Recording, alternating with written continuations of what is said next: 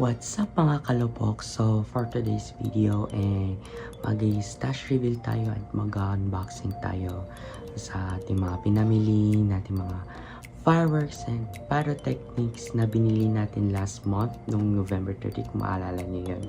Sa mga gagamitin natin sa darating na New Year 2025. So napakabilis ang panahon. So magsisindi na naman tayo ng mga pailaw. So bago tayo magsimula, nais ko magpasalamat kasi naka 800 subscribers na tayo. Malapit na tayo mag 1K. Baka naman. So sa mga bago pala sa channel ko, don't forget to subscribe on my YouTube channel. Just simply click the subscription button and hit the bell icon for more exclusive videos updates. So, shall we start?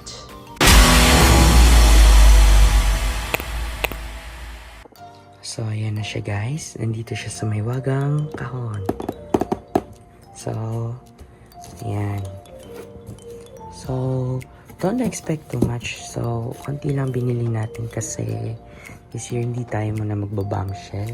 Gawa ng nalagas ang isa sa miyembro ng family namin. So, yung haligi na tanan namin ni Mayapa nung September. So, hindi muna tayo bibili na masyado.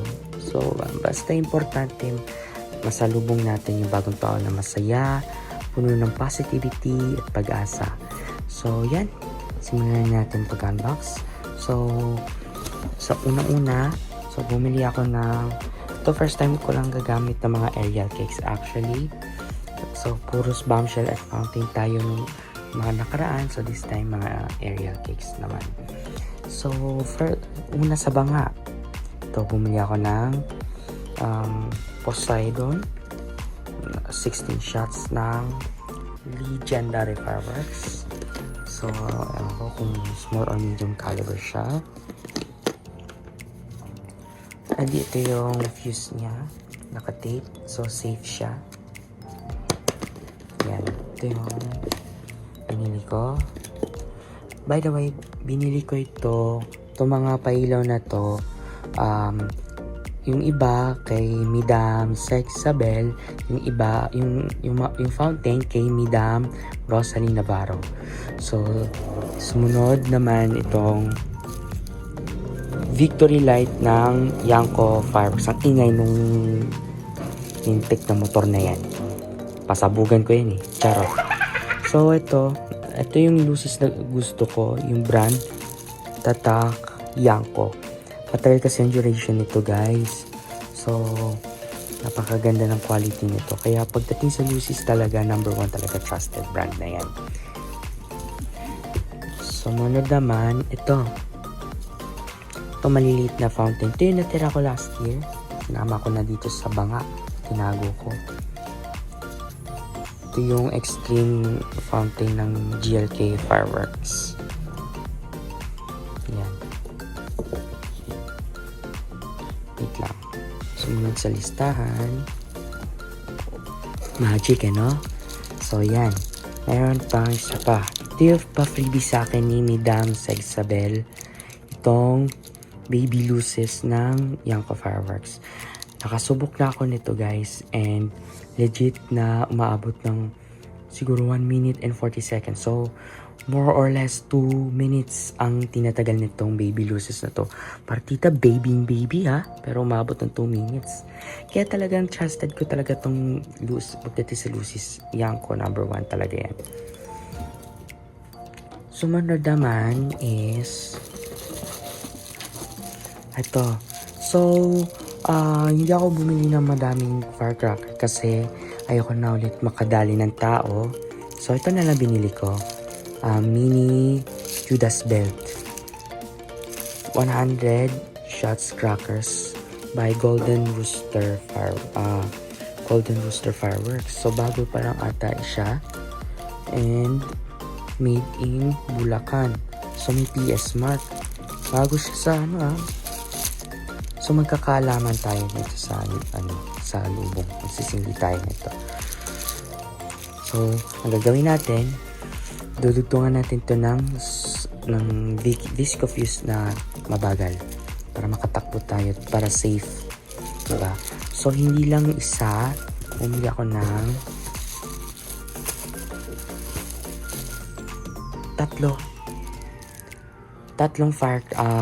tatlong Judas belt na ano. Actually, hindi ko alam kung Judas belt, higad, or 100 shots crackers. Basta firecracker to. Tugtungan natin to ng slow fuse para safe siya. Para totally safe. Sumunod naman, bumili ako ng conic fountain ng Legendary Fireworks. Ito, nakasubok ako nito nung sa lubong 2023. Isa lang kasi napakamahal. Ngayon, bumaba na mga more or less 200 pesos. So, naging 430 ko siya nabili kay Madam Rosalie Navarro. So, same price lang sila ni SRC nun eh. Tsaka ni Madam. Pero, bumili din ako kay Madam Rosalie Navarro. So, bumili ako ng dalawa. Kasi maganda ang nito eh, quality. Mataas to pagka nag-crackling na siya sa dulo. Mataas ang nito. Mataas yung crackling effect niya. Umaangat ng paunti-unti. Kaya, kumuha ko ng dalawang conic fountain ng Legendary Fireworks. Sumunod naman sa listahan, ito muna. Itong fountain ng GLK Fireworks. So, may PS mark siya. Gawa siya ng Golden Leopard King. So, nakikita nyo naman, as you can see. So, may instructions, kapaloob. Lagi nyo titingnan kapag bibili kayo ng mga pailaw. Tingnan nyo yung instructions, yung PS mark, and yung name ng manufacturer. Para 100% legit and safe. Tsaka, safe siya. Kaya safe siya kasi naka-tape yung visco fuse, which is good. At least, hindi siya madaling masindi. Huwag lang mabasa. So, yan. Pumili ako nito. Nakasubok ako nito last year, napakaganda. And worth it ang pera mo. So, nakuha ko lang ito worth 700 pesos. Kay Madam Segsabel. Kaya kumuha na. Kaya dahil sa 700 siya, kumuha ko ng dalawa. Dalawa nito. Itong 3-minute fountain. So, napakaganda kasi malaki ang diskwento na ibigay sa akin ni Madam Segsabel. So, thank you, Madam Segsabel Fireworks. Hindi ako kumuha na madaming fountain. Tama na to kasi maganda ang binili ko talaga sa mga fountains is napakaganda and matagal ang duration kahit pa paano para ma-minimize yung dami ng binibili natin mga fountain. Ang dami mga magagandang fountain na may crackling effects na napakaganda. Pero sa akin ngayon, ang target ko this year, yung matagal ang duration, yung hindi masyado madami, sapat na. So, kaya kinuha ko is conic and then ito. Kaya 4 lang yung fountain natin this year. So, dagdag lang itong mga abubot na to, parang panimula. Sumunod naman sa listahan natin itong Shining Beauty, same manufacturer, Golden Leopard King. 100 shots siya. Ayan. Gawa ng Bulacan. So, yan. Lagi nyo titingnan yung mga instructions kapag bibili kayo ng pailaw. Alam nyo ba, ang effects nito, para siyang effects ng Harley Quinn and then ng Catarata de Oro Salvador. So, hindi ko pa siya natitesting. Pero nakita ko na yung sample video nito kay Sir Joshua. So shout out Sir Joshua from MS Farinas. So, kumuha ko nito ng dalawa. Ano siya? Same effect lang siya ng Harley Quinn. Itong dalawang ito. Itong Shining Beauty. Maganda rin ang effect nito guys. Kaya bumili na ako nito ng dalawa. And nakuha ko lang to kay Midam ng 400 pesos. Kaya dalawa kinuha ko. Sumunod naman sa banga. Wait lang. Ayan. Itong napakahaba na Roman candle na for me, na-scammers ang pyro lover ng taon. Bakit? Tingnan nyo naman. 60 balls. Pero nung tinest ko siya twice bago yung Pasko at saka nung yung alas 12 ng Pasko. Legit guys, hindi siya 60 balls. So, don't expect too much. It's 30 balls. Pero mura siya. Nakuha ko lang to worth 500 kay Midam Sexabel. Not bad na kasi sa price niya. Ilang sticks to? 6. Ay, oo, 6, tama.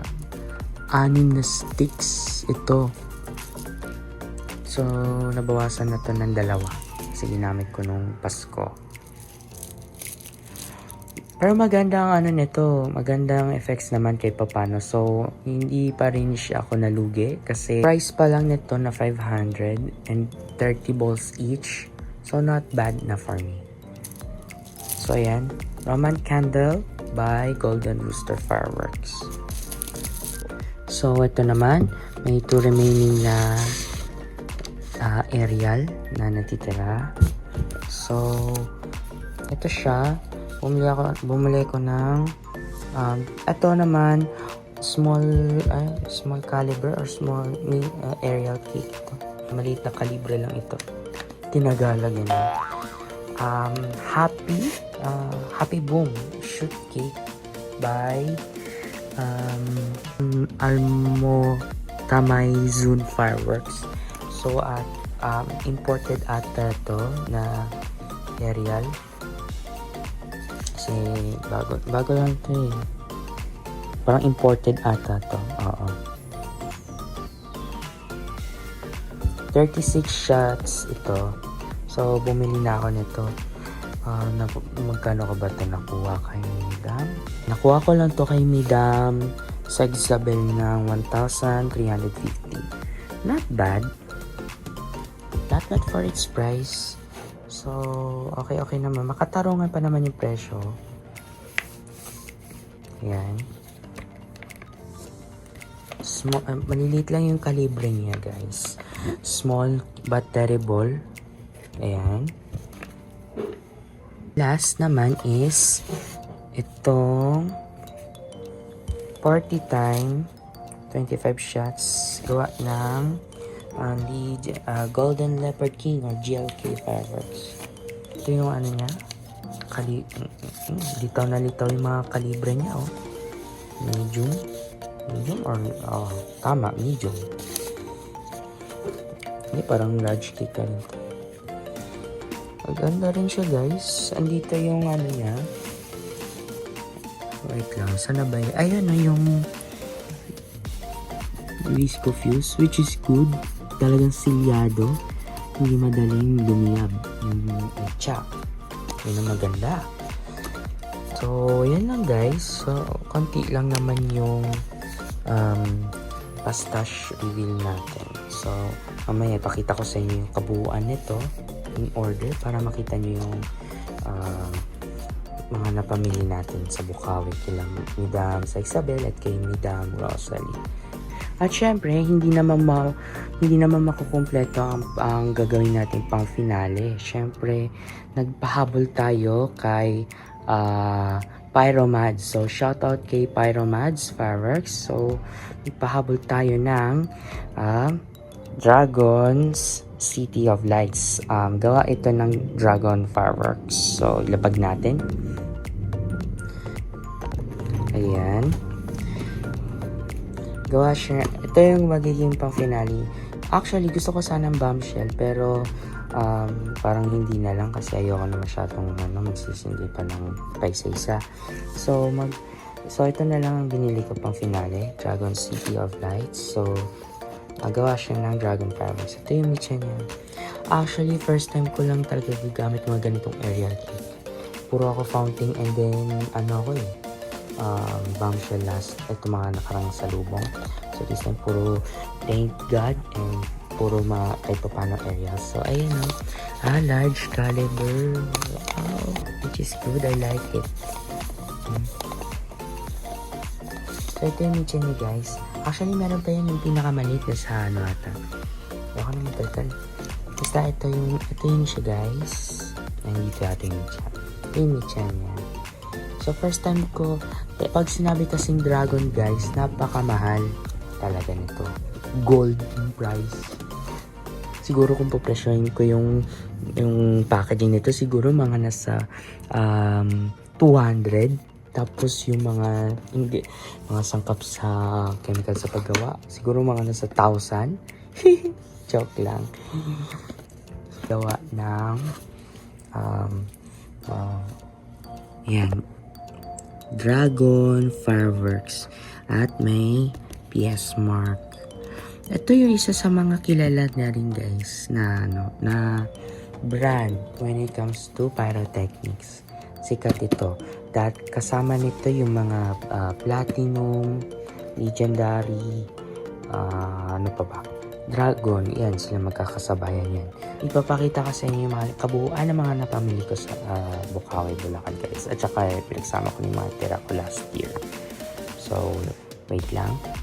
So, ayan lahat ng mga napamili ko guys. Yan, inayos ko na para makita nyo yung mga napamili natin sa Bukawi, sa Barangay Turo, Bukawi, Bulacan.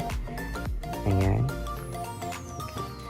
Konti lang pero laban na siya. Ang importante, may celebrate natin ng ligtas, masaya at puno ng pag-asa ang bagong taon. Safety reminders guys, kapag magsisindi kayo ng mga pailaw or ng mga firecrackers, mas maganda kung ilalapag nyo sa flat surface yung mga binamili nyong pailaw. Huwag nyo nang hawakan habang sinisindihan kasi nakakalungkot na may mga Jollibee pa din sa sa pagiging Jollibee, ayun, may nasabugan o yung iba naman nakainom, minor de edad, kawawa, nasabugan ng 5-star ata yun. So kapag minor de edad, kailangan talaga ng guardian sa pagsisindi ng mga pailaw. Please lang, huwag naman nakainom. May nakainom kasi kaya nasabugan. Anong kapalit? Habang buhay na pagsisisi. Tapos yung nasabugan ng crying cow bomb. So kapag ganito ang gagawin niyo, kapag magsisindi kayo ng mga pailaw, gumamit kayo ng mga panindi katulad ng lucis, ito or yung mga mahahaba na lighter o yung ginagamit ko kapag nagsisindi. Yun, perfect yun and safe siya, panindi. Safety measures, dapat alam natin kapag nagsisindi tayo, wag nakainom, wag maghawak na malalagkit or basa ang kamay. So yan, sa mga pinagmumulay ng disgrasya. And dapat pag magsisindi, dapat nakafocus ka lang. Huwag kang masyadong pabida-bida. Kalmado lang, chill lang. So, ayun lang. And yun lang yung tip ko sa inyo sa mga magsisindi. Kung hindi talaga may iwasan. Kapag mga bata rin na magsisindi, kailangan may patnubay ng nakatatanda. Ayan no. Ayan no. Ay, sorry. Ayan o, patnubay ng matanda ang kailangan.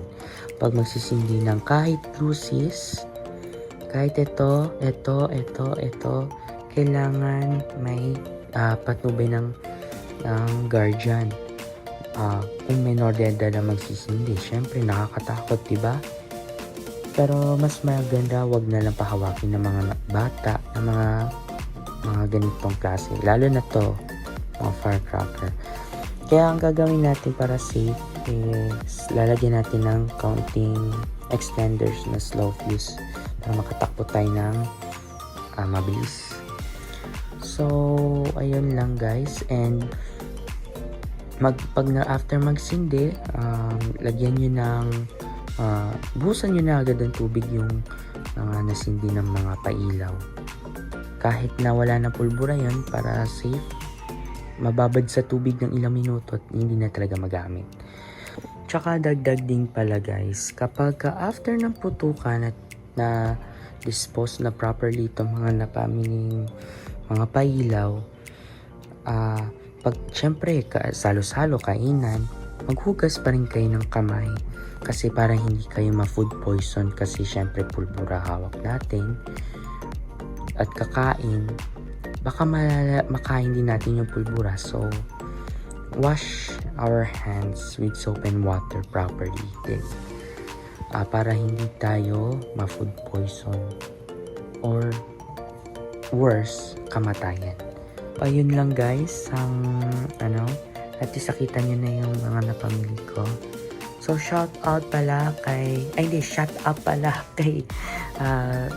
Sir Junior JR Panda Bear and kay Kagawad Lem Ismael. So shout out po sa inyo at sa mga kapwa natin mga kalupok na magsisindi rin sa darating na bagong taon. So that's all for our unboxing and stash reveal. I hope you like this video at sana may natutunan kayo on how to use those fireworks and fire techniques or firecrackers properly. So yun lang guys. So abang-abang tayo sa mga videos natin na i-upload natin after ng putukan. So gusto ko lang bumati ng Happy New Year 2025. So that's all for today guys. See you on my next video. Bye bye.